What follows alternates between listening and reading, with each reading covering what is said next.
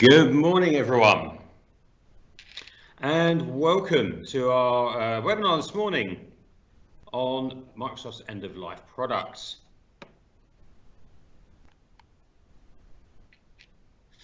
So, who are we?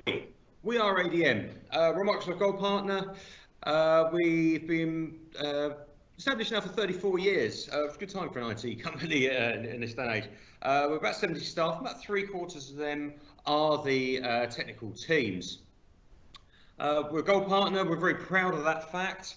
We hold a large number of gold accreditations, more than a lot of other partners do as well. We're also ISO 9001, 27001 and 14001, as well as Cyber Essentials Plus. We also hold a lot of accreditations from other leading vendors as well. Who am I? Who's talking to you this morning? I'm Mark Phillip. I'm a Service Account Manager here at ADM. And my role really is split between helping our customers understand the Microsoft Cloud Stack a lot better, get more out of their 365 subscriptions, explore this ever-growing world of cloud and of Microsoft. It's changing constantly, it really is. So I do a lot of work with that. And I also do a lot of work with our customers. Security, I'm an advanced cyber essentials practitioner. So I help our businesses go through the cyber essentials, the cyber security standard, so they can actually attain that. So, and the two roles, the cloud and the security, mesh nicely together, of course, as well. What are we talking about today, though? We're talking about Microsoft end of life. I'll talk in a minute a little about what that actually means as a term, just so we can understand what we're dealing with here. I'll go through what products are actually affected, and so we can understand that a little better. And most importantly, probably, what are your options? What can you do about this? You know, what's the, and this all ties together, what the impact is for you. You know, what if you do nothing? Some people may take the decision that this doesn't really affect me, I'm good, I'm just going to carry on, and I'll just cover a bit of some of the implications that can happen if you do choose to do nothing with these products. We have got Q&A through the little box on screen there. Please do fire us questions as you're going through. If we get time, then I'll try and cover them. But what we'll probably most likely do is follow up a blog post. We'll put a video of this out for you, and we'll cover any questions at that time. It's just a short half-hour run through, just to give you a flavour of what this is all about and why you should be worried about it and thinking about it. Just mention quickly, we are bringing this to you today using Microsoft Teams, and we're using the Teams live events. It's part of Teams, Microsoft's collaboration platform, as part of Office 365, and live events being able to broadcast to people through, as we are today, is all just baked in as part of that product. We do a lot of events as well on Teams and Office 365. In fact, we've got some events coming up at the end of this week and further events in July up at Microsoft's offices in London.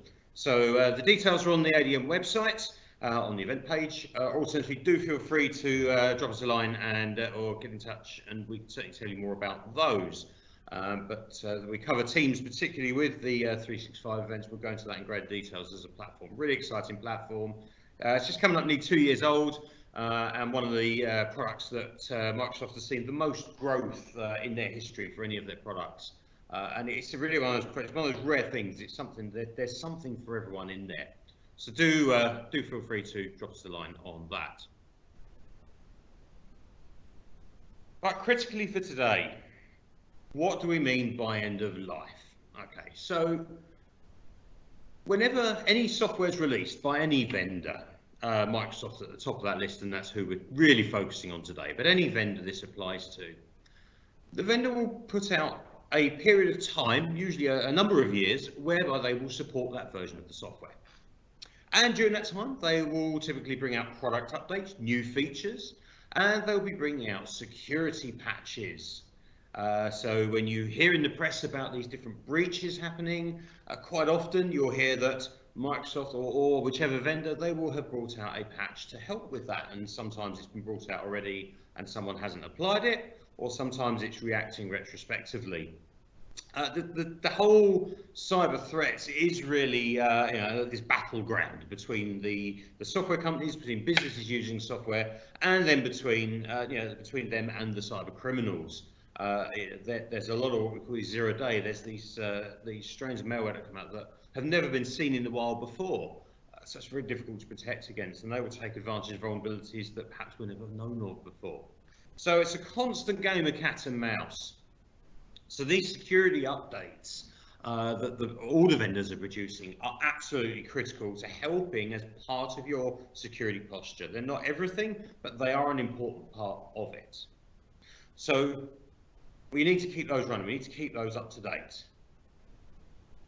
So when the vendors bring out the software, and we'll talk about Microsoft, Microsoft will state a number of years usually where there is full product support. They'll bring the product updates that I mentioned. They will bring out the security updates as well. What they'll then do after a period of time, they'll move into what they call extended support. Extended support means they're not updating the product anymore because they'll be busy with the newer version, but they will still produce the important security updates for it. And you'll get another few years on that. And with the products that I'm going to go through in a minute, that's where we're at now. We're in this extended support. We're just getting security updates.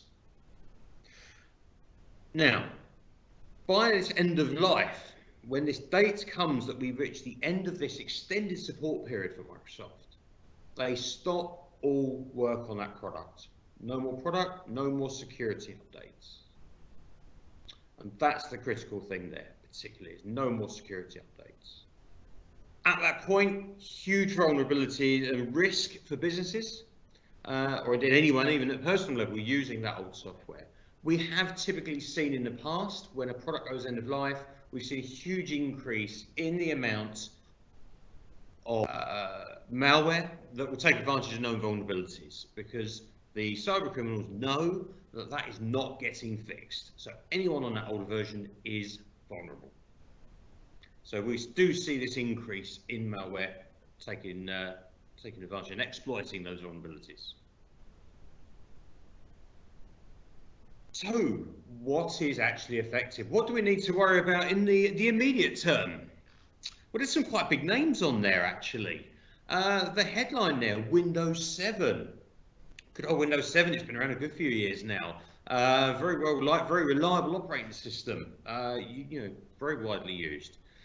Windows 10 has actually overtaken it now, though. Some of the statistics available online suggest that Windows 7 is around the 30% market share. Windows 10's up near around the 50% mark now. So Windows 10 has gradually been overtaking it, but there's still a lot of Windows 7 out there.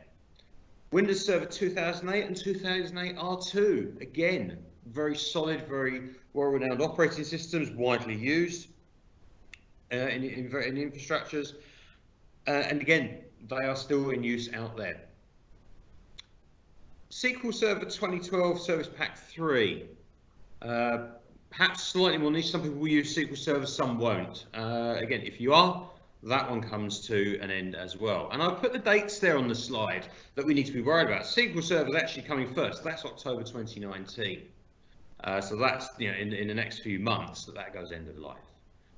But the headline, even more so, is Windows 7, Server 2008, Server 2008 R2. They go end of life January 2020. It's 14th of January, actually.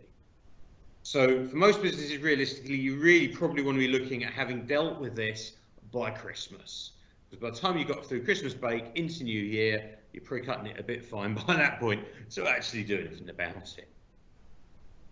So that's the immediate ones we've got to worry about. October for SQL Server 2012 and January for Windows 7, Server 2008, Server 2008 R2. Now, it doesn't stop there. Just beyond that, the next big name to go into life will be in October 2020, and that is Office 2010, if you're still using that. October 2020 for that one. Again, exactly what I outlined just on the previous slide. All of these will stop getting updates. So, as I said, there's huge risk to the business. And I'll come back to the risk and some of the other impacts of that a little later on. But these are the things that we need to have in our mind. If we're using these, we need to do something about it. So, what are our options? We've got a few, actually. And what is the right one for you? Well, that's going to vary from business to business. Everyone has their own business needs, scale and size of business, and how you're looking for your business to move forward in the future. So there's no one size fits all argument here. But I want to call out a few of the headlines and the sort of the directions we could look at this. And it's absolutely that we need to start thinking about it, but there's going to be a more involved conversation moving forward. And that's going to involve could well involve all of your staff, your different departments. Because bear in mind, I can sit here and say we need to upgrade Server 2008, we need to update Windows 7. But think of this on again, and the first thing we've got to think about here is applications. If we upgrade these, and particularly if you're heavily reliant on these operating systems, if we upgrade them, who's to say that anything you're using on those platforms is going to carry on working? And this is one of the big areas this does get more involved in, where you absolutely need to plan ahead and look at it now if you're not already. Because if there's a finance application, or perhaps a manufacturing application, or anything really, that will only work on Windows 7, for example, if you upgrade to Windows 10, that line of business system stops working. Massive impact to your business. Equally, of course, that's not necessarily going to be an easy task to update. A lot of it, particularly for larger businesses in particular, these line of business systems, they're heavily embedded in the business. There's large costs to them. You don't just upgrade one of those overnight in a lot of cases. So we've got to start with applications. We've got to figure out what are we running and what are we running it on, and what are the implications if we move on this, so that we can then factor into our whole plan what the approach is going to be. And that approach will be partially the operating systems, as we're talking about today, but also what do we do with these other systems? Do we upgrade them?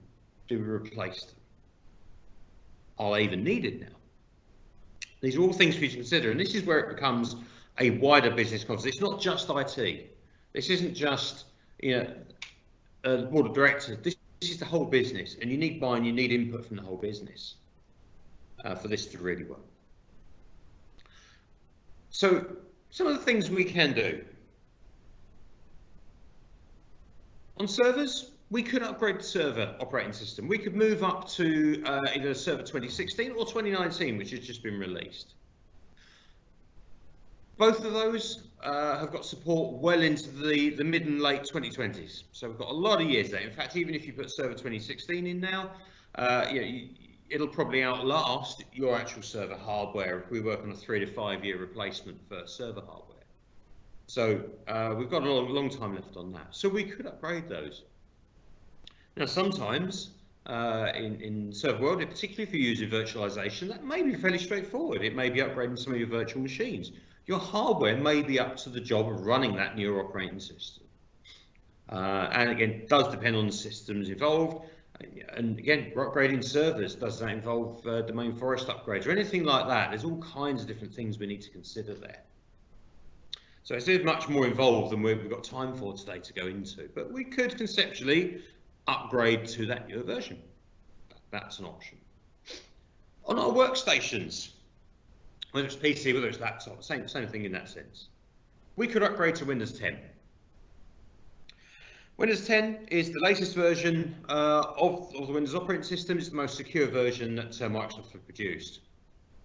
If you go out and buy licenses now, although it's supported, you will struggle now to buy Windows 8.1 licenses anyway. It's not generally on sale. You buy Windows 10. Windows 10 is again what is now being updated on that ongoing basis by Microsoft, and they've changed their update cadence with Windows 10.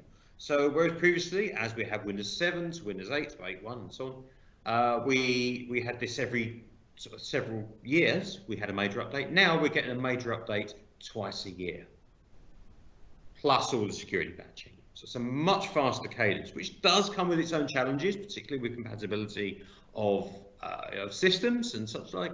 Yes, that can be a challenge, but there are ways we can work around that, and there's different servicing branches of Windows 10, so we can work with some of those as well, which can help on some of that. but we could upgrade to Windows 10. Now, that in itself sounds very, very straightforward. But what you also need to start bringing into mind here is, and let's take a laptop as an example here. We've got a Windows 7 laptop, reasonable spec, 3 years old maybe, and it was bought as a very high spec at the time. It still does the job. So we might think, let's just upgrade that laptop. Let's buy a Windows 10 license and let's upgrade Windows on that laptop. It is an option and it can work. However, what you do need to actually look is a little more bigger picture. Quite often we find, we've been going through this with some businesses, is that they buy the Windows 10 license, anything between 160 to 200 pounds. Perhaps they'll upgrade some of the memory on the laptop. Yeah, maybe up to 50 or 60 pound there, perhaps. A couple of hours engineering time, another couple of £100 to do the work, if you're engaging a partner such as us. If you add all that up, you're almost at the cost of a new laptop. And equally, if you're using 2 to 3 year old hardware, can you guarantee that it's going to carry on working for another 2 to 3 years? Or it's not going to fail in 6 months' time, and you just spent a lot of money on it for something that then will become redundant and will be replaced anyway. So those are the things to consider. Is it economically viable and practical to upgrade existing hardware? There are occasions it can be. I'm not discounting it, but do give that consideration. We do find in a lot of cases that laptops that are anything over a couple of years, if it's sometimes shorter, depending on the spec of them, it's just not viable. And we know already looking at it, it's like if we put Windows 10 on, it's going to creak and groan. It's not going to be a nice experience for your users. You're going to have staff unhappy, things running slowly. It's just going to be bad all round and just not be productive.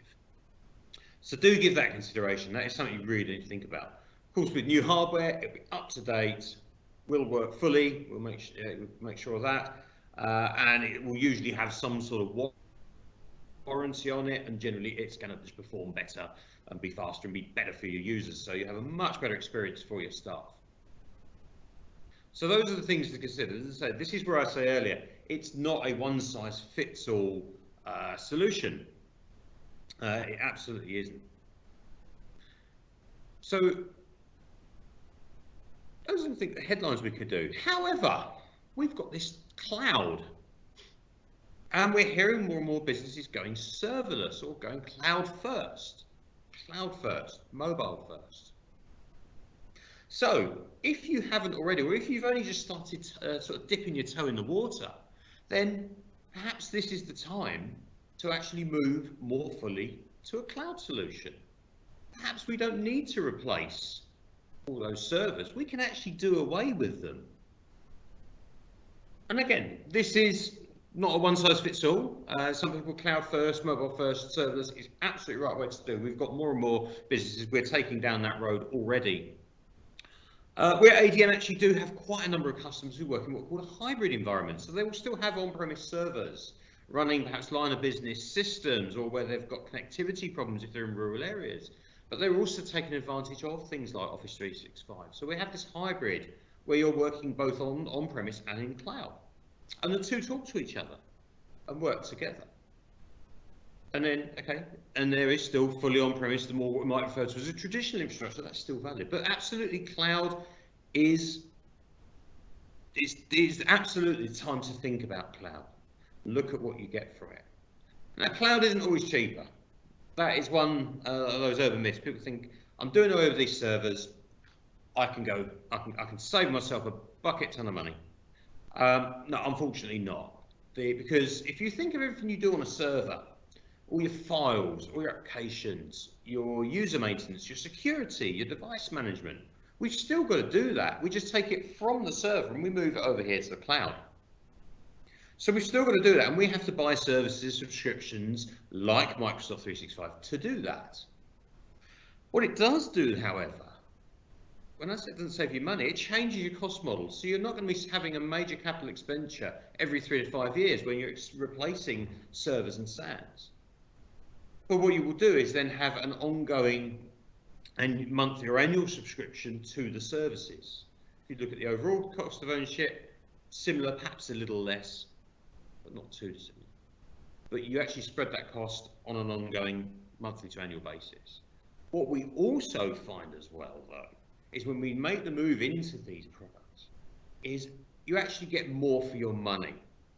Microsoft are putting so much into Microsoft 365. There's new products, there's new features coming in quite literally all the time.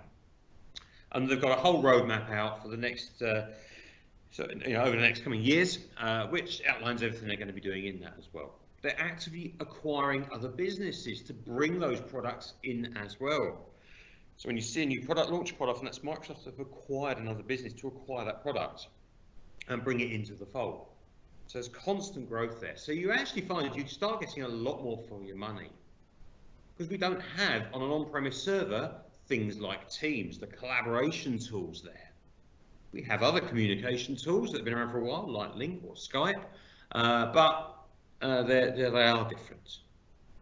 So we get a lot more things coming into play. There's the cloud options like forms and for questionnaires, and we can use that instead of perhaps paying for a SurveyMonkey subscription. We have Planner for project management, and some businesses just don't have any project management tools, or they're going to be quite expensive, so you get that paid. So this is all things that you get. As I say, you can potentially get a lot more bang for your buck. So cloud absolutely is worth looking at, and this really could be the time. And I would just close on that by saying, this could be the perfect opportunity, if you haven't already started, to really digitally transform your business. There's an interesting quote at one of the big conferences in America earlier this year from Satya Nadella, the CEO of Microsoft, and his position he was suggesting was that all companies actually will become software companies, regardless of your industry. And the point he's making there is we've got all these tools, and the nature of the world is we're using all this software to drive us forward for our business, in our personal lives. If you think what we can do on a phone now that we wouldn't have done 10 years ago, it's incredible. They're a computer in your pocket. And that's where business is going. So the technology is here, it's here to stay. And there's a lot of benefits, and we can really grab hold of from that. So yeah, absolutely, it's a really good chance to digitally transform, become more agile, become more mobile. Perhaps you've always wanted to have more mobile workforce, whether that's working from home or just working out on the road. People haven't got to come back to the office. You can be more productive through that, better communication, all of those things. A wider diversity of devices, bring your own device, choose your own device, all that sort of thing comes into play. And the tools are all there ready to go. So yeah, that's the last point I'd say. You really could use this as an opportunity there. But equally, you could have listened to everything I've said there and said, I think we're fine. We're quite happy where we are, and I think we'll be all right. Yeah, it's your decision. But what if you do choose to do nothing? I mentioned already security risks. So, and as I said earlier on, we do see this massive increase in the malware for out-of-date versions, because, as I said earlier, the criminals know that anyone who's running it is vulnerable. So we do see that. So there's a huge risk there. So things like the ransomware, a lot of the strains of ransomware will take advantage of vulnerabilities in your operating systems. And equally, if you've not followed best practice and you've done things like users having admin rights they shouldn't, people having access to systems they shouldn't, all that sort of thing, those can all be leveraged as well. And this is why we talk about layered security. When we come on to security, we have a layered approach. We don't just rely on the software patching. It's important, but it's not everything. We rely on a lot of other things as well, like our firewalls, our antivirus, how we configure devices, what permissions people have, all of these things.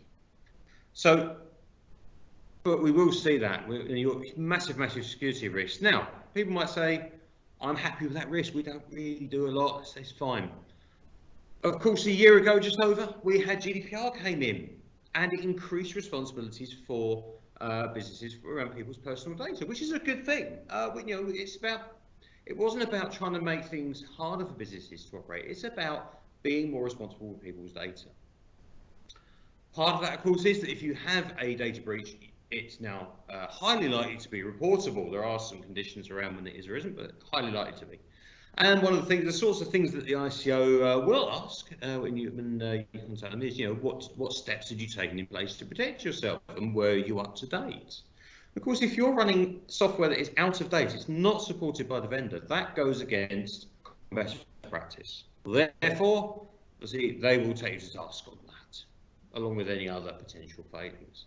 So you could be at risk there, not only of the risk of having a cyber incident, losing data, losing confidence from your customers, but of course you actually could have legislative and legal ramifications from the likes of the ICO. Again, we're still waiting for some of the test cases to go through to see quite how far it goes, but it's there, the powers are there. And we've helped some businesses who have had breaches and have come to us for help, and they've actually been reporting and they're waiting to hear back. So it is there and it is happening. Now, on the back of that, not just is there that legal requirement from the likes of GDPR, but many of you may actually comply with certain compliance standards, Cyber Essentials being one. Cyber Essentials is a government-backed cybersecurity standard. We absolutely recommend it for all businesses. It has a relevance for everyone, whether it is just for you to show that you're up to the right basic level of security, but equally a lot of people now need it for contractual reasons. You cannot engage in a contract or engage in a tender process if you are not compliant. We're seeing that a lot more.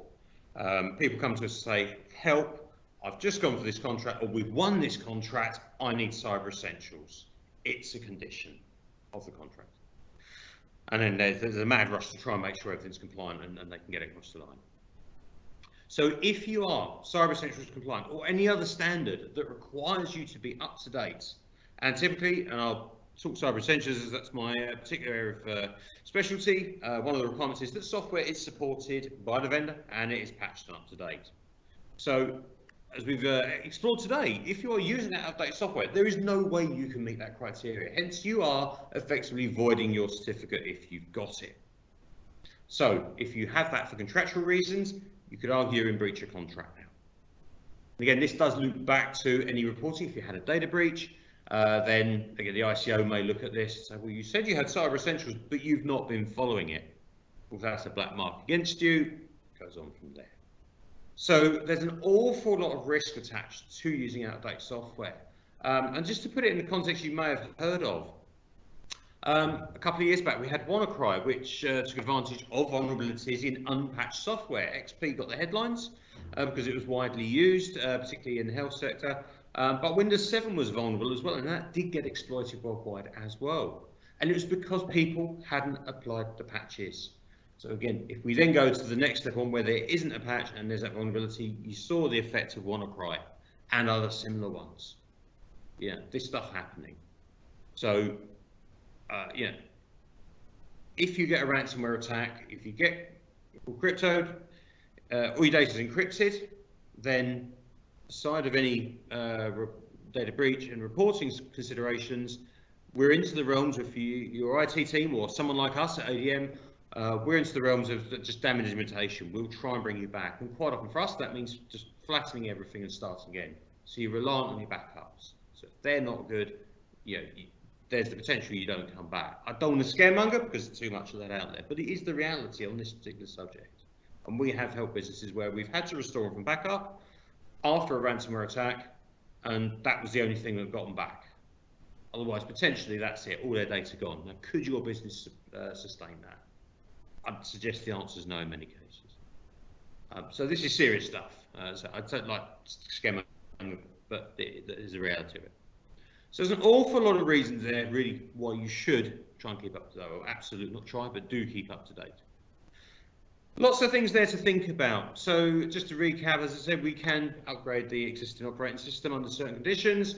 We need to look at our applications, consider what we're running it on. Is it old hardware? Is there a line of business system that has to have a certain version? Hence, you have to update that as well. Is it the time to digitally transform? Could you look at cloud, whether that's cloud first or a hybrid? Absolutely, that's things to consider.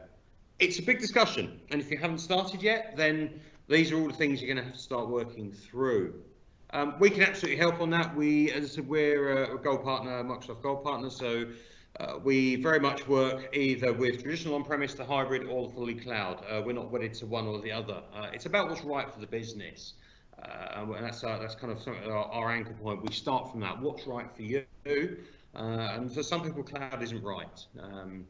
Some people, it absolutely is. So we can help you on that. So if you are thinking about all this, you want more, want to talk more, do feel free to get in touch with us after the event, and we'll actually carry that conversation on. As I mentioned earlier, we do have a couple more events coming up as well. We've got Friday this week at Microsoft's offices in London. We've got a couple of dates in July back up at Microsoft as well, and that will all be talking about Office 365, modern workplace, security in the cloud, and all around those themes. Details again on the website, or again, do reach out to us.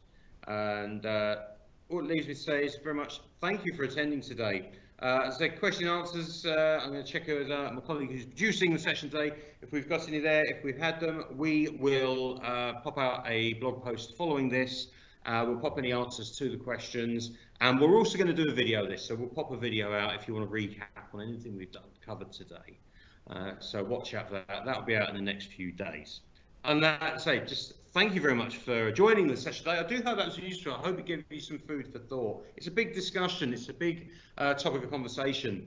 It's not something we can cover in one session, and there's a lot to think about. But I hope that gave you food for thought. Any questions after this, do get in touch with us. I've been Mark Phillip, and it's been my pleasure to host this session. And otherwise, hopefully we'll see you again at one of our events in the future. Thanks and have a great day.